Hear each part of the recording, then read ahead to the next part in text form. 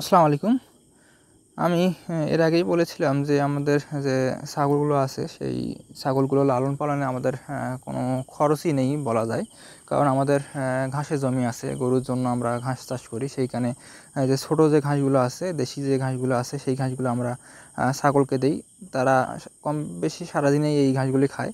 আর এর মাঝে আমরা একটু করে দানাদার দেই। সেই দানাদারটা আমরা কী দেই সেটা হলো গমের যে ভুসি আছে, মোটা ভুসি আছে, সেই মোটা ভুসিটা দেই।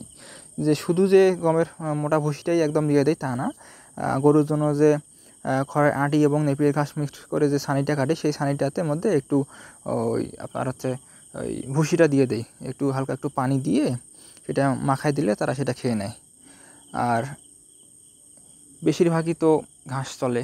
আর ছাগল বলেন, গরু বলেন, এদের প্রধান খাবারই হলো ঘাস। এদের চেহারাটা দেখতে পাচ্ছেন কত সুন্দর, শুধু ঘাস খাওয়ানো হয়। আর একবেলা মাত্র এই গমের ভুসি দানাদার খাবারটা দেওয়া হয় এবং সেটাও কিন্তু অল্প পরিমাণে পায়। এটা সকালবেলা দেওয়া হয়। সকালবেলা দেওয়ার কারণটা কী জানেন? কারণ সকালবেলার ঘাসগুলো ভেজা থাকে, সারা রাত শীত পড়ে, শীতের মধ্যে ওই ঘাসগুলো ভিজে যায়। এই ভেজা ঘাস কিন্তু ছাগল খেতে চায় না। আবার ময়লা যদি ভরে সেই ঘাস কিন্তু খেতে চায় না।